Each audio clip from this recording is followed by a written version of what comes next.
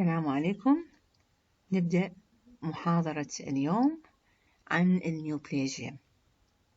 The first part of the first slide is the definition of neoplasia. So how can we define neoplasia? Neoplasia means new growth. So we can divide the term neoplasia into two parts. The first part, new, means new in English, and plasia means growth. The British oncologist Wells made a close definition of neoplasia. As he said, neoplasia or neoplasm is an abnormal mass of tissue, the growth of which exceeds and is uncoordinated with that of normal tissues and persists in the same excessive manner after cessation of the stimuli which evoke the change. الآن هذا السلايد الأول هو ينطينا خلينا نقول موجز عن المحاضرة كلها في هذا التعريف. وصف النيوبلازم على أنه abnormal mass of tissues، وآلية الجروث of هذا abnormal mass هو سريع و uncoordinated، فإذا the rate is rapid and the manner is uncoordinated in compare with that of the normal tissues. Okay, and the growth persists even after removal of the triggering factor. Let's go to the next slide, and here we will go to slide number 2. Tumor the term was originally applied to the swelling caused by inflammation. Nowadays, it is considered to be a synonym for the word neoplasm. So both neoplasm and tumors are equal in meaning. إذن tumor ممكن نستعمل tumor ممكن أن نستعمل neoplasm. Both are the same in meaning. The branch of knowledge which considered or deal with the study of tumors is called oncology. Now we will talk about the classification of neoplasms or tumors. We can classify neoplasms or tumors into two major groups.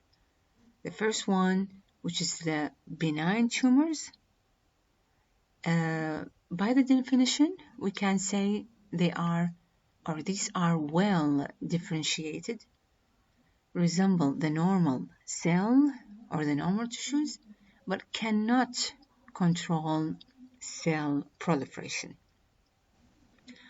Okay. هنا نخلي خط جوا well differentiated و resembling the normal cell. هذه كلش مهمة حتى نفرقها عن الجروب الثاني اللي هو malignant tumors أو cancers. فإذا إحنا تكلمنا بالجروب الأول عن الأورام الحميدة، الآن راح نتكلم عن الجروب الثاني اللي هو الأورام الخبيثة أو السرطانية، واللي هي تسمى malignant tumors or cancers. ممكن تعرف we can define this group into as below. Lost the ability to control both proliferation and differentiation. والخط تحت differentiation. Cells do not mature or differentiate normally to do the job the tissue is supposed to do. In general, cells do not like normal adult cells. إذن مراحل development مالت السيلز هنا ما راح توصل مراحل متقدمة بالmaturation أو differentiation.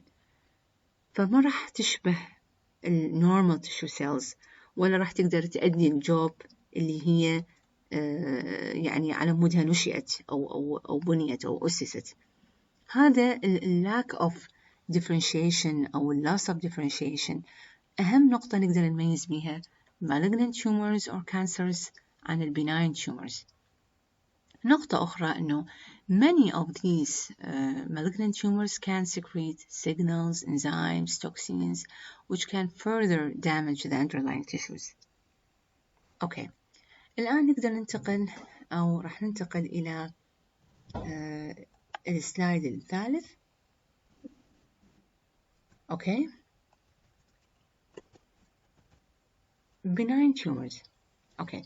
In general, benign tumors are designated by attaching the suffix oma to the cell of origin.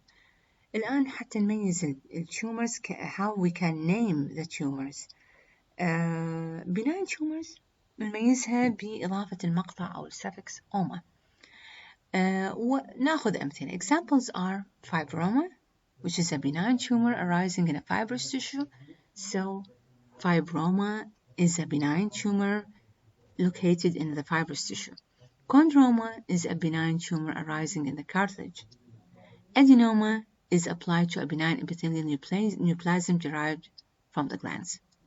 Papilloma is a benign epithelial neoplasm producing macroscopic or macroscopically finger-like projections from epithelial surfaces. Cystadenoma is a benign tumor that forms large cystic masses as in the ovary. So again, the suffix oma is used to denote benign tumor, but this is not always true. هناك exceptions. يعني we have to know that there are some exceptions. For example, hematoma is a collection of blood inside an organ or tissue outside the blood vessels, so it is not a true tumor. Okay, and we have also other exceptions, like, let me see here, we have granuloma also is a focus of granulomatous inflammation, so it is not a true tumor. And we have hamartoma, which refers to disordered growth of tissues.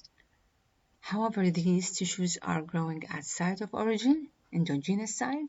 For example, hamartoma of the lung, which contains blood vessels, cartilage, and other components which are distributed in haphazard pattern.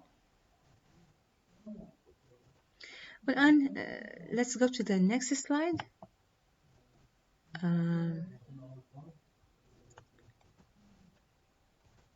Malignant tumors. Okay, malignant tumors arising in mesenchymal tissue are usually called sarcomas.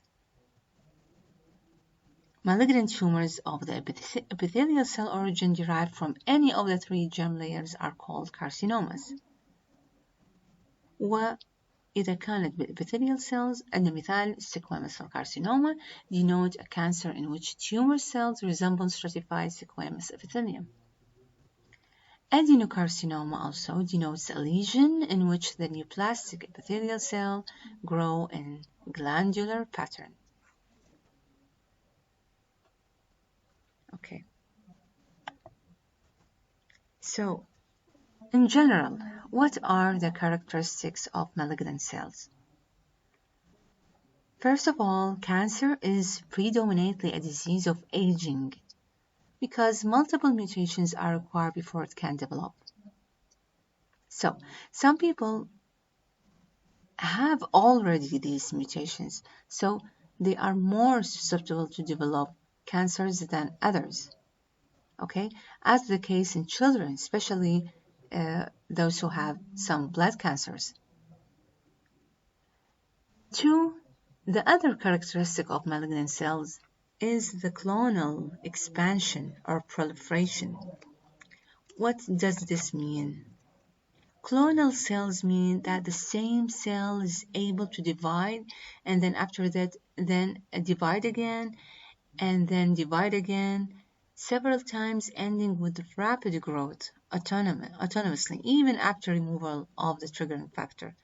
It will stay in the state of division several times, even after the causative agent is abolished. إذا تستمر الخلايا بالانقسام يعني تستمر بعملية الانقسام وتستمر مرة أخرى بعملية الانقسام حتى بعد إزالة العامل المسبب.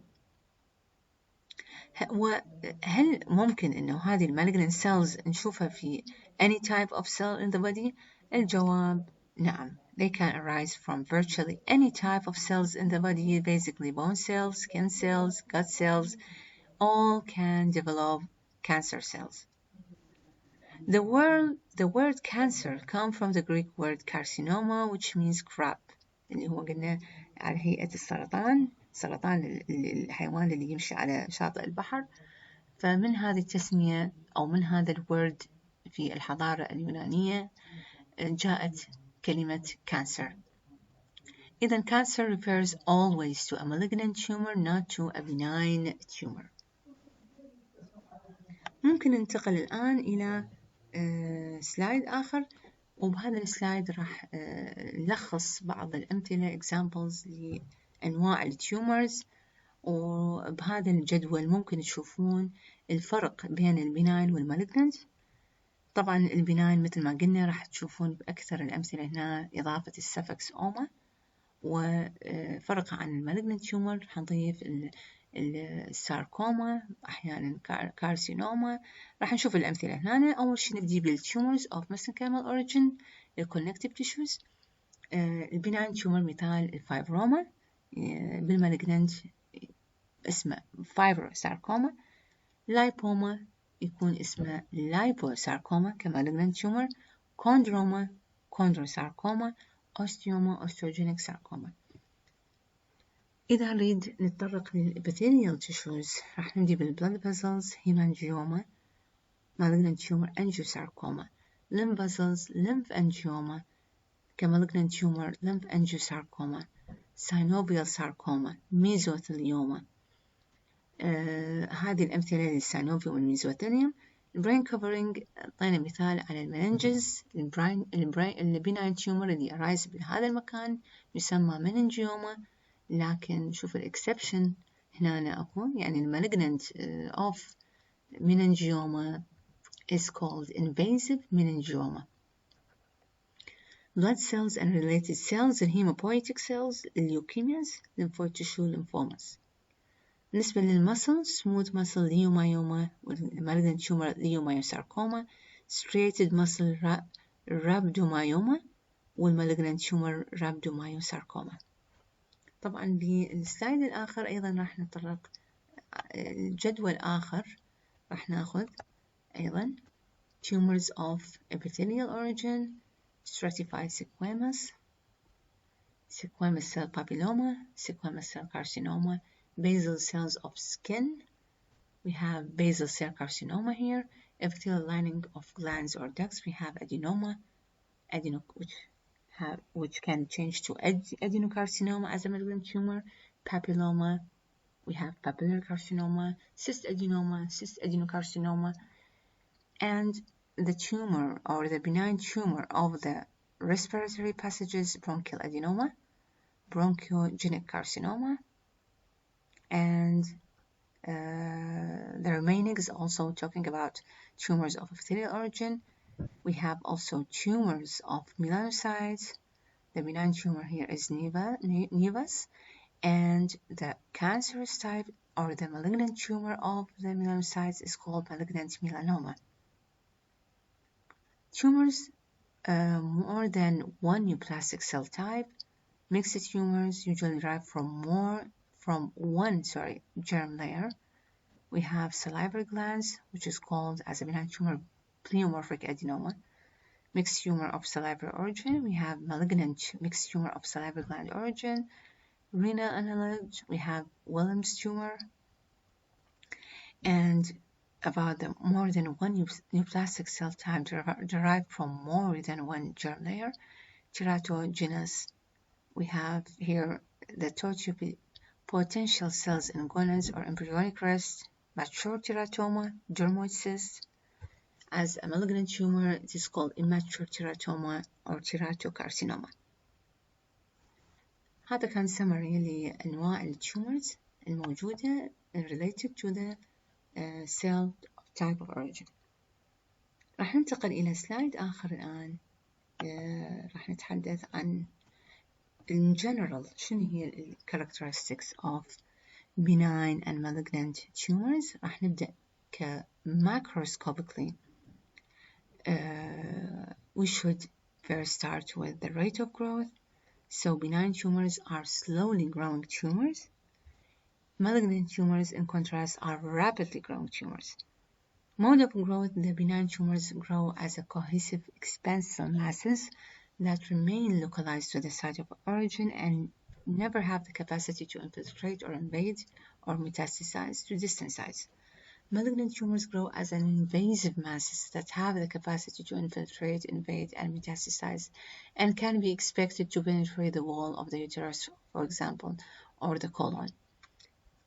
إذا حتى نلخص يعني إلى حد الآن كصفات أو ككاركترستيك للبناين تيومر، راح نقول إنه البناين تيومر هو slowly growing ومو rapid معناها malignant tumor و localized tumor. إذا never have the ability to invade, not like the malignant tumor. And the other characteristic we can see here in the next slide is the capsule. Regarding the capsule, benign tumors grow and expand slowly. They usually develop a rim of connective tissue. This is called a fibrous capsule, and it is very important. It is the important characteristic of a benign tumor because the benign tumor never can invade the host tissue. So it will separate the tumor or the benign tumor from the host tissue. This capsule keeps the benign tumor discrete, rapidly palpable, and easily removable surgically. In contrast to the malignant tumors, which don't have a capsule. Because malignant tumors grow as an invasive masses, such invasion makes their surgical resection so difficult, sometimes impossible. Exception for this is leiomyoma of the breast, which is a benign tumor that do not have a capsule, and renal cell carcinoma, which is a malignant tumor that have a capsule. Okay. The fourth characteristic of which can differentiate benign from malignant macroscopically is the metastasis. So, metastasis marks a tumor as benign and malignant because benign neoplasms do not metastasize. Second, macroscopically. So, as we said that the malignant tumor, because sometimes it has a very massive size and because it produces chemicals, sometimes toxins, chemicals that cause the surrounding blood vessels to grow, and this massive size of the blood supply, all these things let the malignant tumor usually destroy the underlying tissue where it localized or where it's present. So the destruction of the underlying tissue will lead to several stages of chronic inflammation, which leads to necrosis and then hemorrhage. All these things are absent in benign neoplasm, but it is present in the malignant tumors. The third characteristic is differentiation and anaplasia. So how can we define differentiation? Differentiation refers to the extent to which neoplastic parenchymal cells resemble the corresponding normal parenchymal cells, both morphologically and functionally. Lack of differentiation is called anaplasia. In general, benign tumors are well differentiated. Malignant tumors are characterized by a wide range of parenchymal differentiation, ranging from well differentiated to completely undifferentiated. Malignant neoplasms that are composed of poorly differentiated cells are said to be anaplastic. Lack of differentiation, we call it, as we said, anaplasia, is considered a hallmark of malignancy. Okay. حتى نروح على السلايد الآخر الآن راح نشوف عندنا السلايد الآخر.